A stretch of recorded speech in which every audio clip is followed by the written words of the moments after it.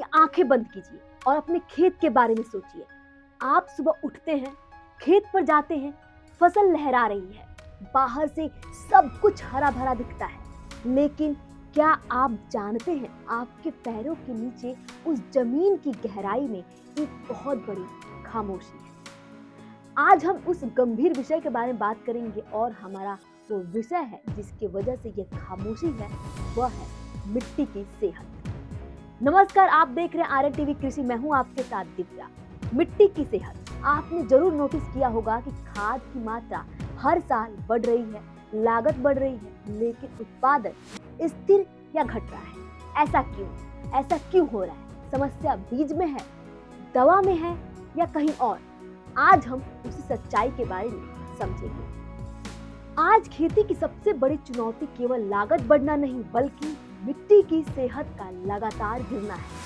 अधिकांश किसान यह महसूस कर रहे हैं कि पहले जितनी खाद डालने से जो पैदावार मिलती थी, अब उससे कहीं ज्यादा मात्रा डालने पर भी वैसे परिणाम नहीं मिल रहे हैं। उत्पादन स्थिर है या घट रहा है, जबकि खर्च तेजी से बढ़ रहा है। इसका मुख्य कारण बीज या दवा की गुणवत्ता नहीं, बल्कि मिट्टी की जैविक क्षमता में कमी है।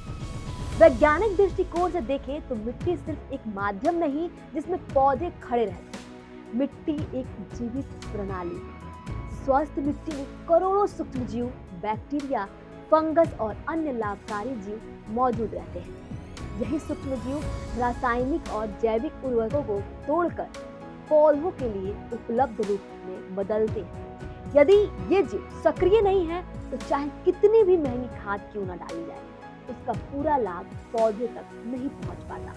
अत्यधिक रासायनिक उर्वरकों, कीटनाशकों और खरपतवार नाशकों के प्रयोग ने मिट्टी की प्राकृतिक संरचना को प्रभावित किया है।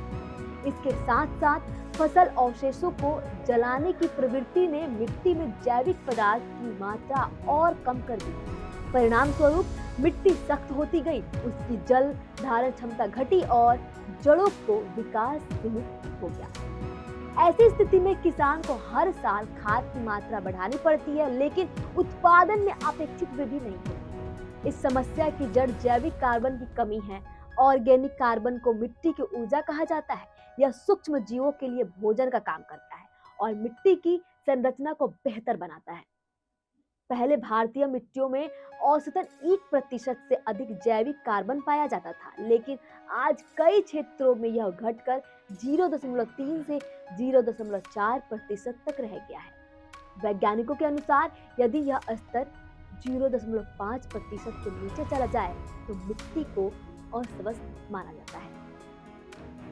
बता दें, कम जैविक कार्बन वाली मिट्टी में पानी जल्दी भर जाता है या तेजी से सूख जाता है।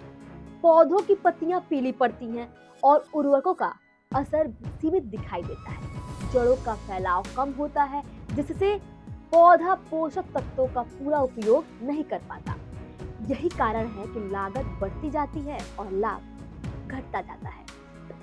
समाधान क्या है? समाधान किसी त्वरित चमत्कार में नहीं, बल्कि वैज्ञानिक प्रबंधन में है। खेत में सड़ी हुई गोबर खाद, वर्मी कंपोस्ट, हरी खाद और फसल अवशेषों का पुनः उपयोग जैविक कार्बन बढ़ाने में मदद करता है। फसल चक्र अपनाना, कम जुताई तकनीक का उपयोग और जैव उर्वरकों का संतुलित प्रयोग मिट्टी की जैविक सक्रियता को पुनर्जीवित करता है, तो रासायनिक उर्वरकों की निर्भरता स्वतः कम होने लगती है। अंततः खेती का भविष्य केवल अधिक खाद डालने में नहीं, बल्कि मिट्टी को जीवित और संतुलित बनाए रखने में है। यदि किसान आज मिट्टी की जैविक सुधार पर ध्यान दे, तो आने वाले वर्षों में लागत नियंत्रित होगी और उत्पादन स्थिर और टिकाऊ बनेगा। स्वस्थ मिट्टी ही लाभकारी खेती की असली नींव है। तो उम्मीद करते हैं आज की इस वीडियो में आपको तमाम जानकारी के बारे में जानने को मिला होगा, खासकर मिट्टी की सेहत को कैसे स्वस्थ रखें ताकि हमारा फसल का उत्पादन ज्यादा से ज्यादा हो। आज के इस वीडियो में इतना ही। ऐसे ही कृषि से जुड़ी तमाम जानकारी के लिए बने रहें आर्यन टीवी कृषि के साथ। मैं हूं आपके साथ दिव्या। धन्यवाद।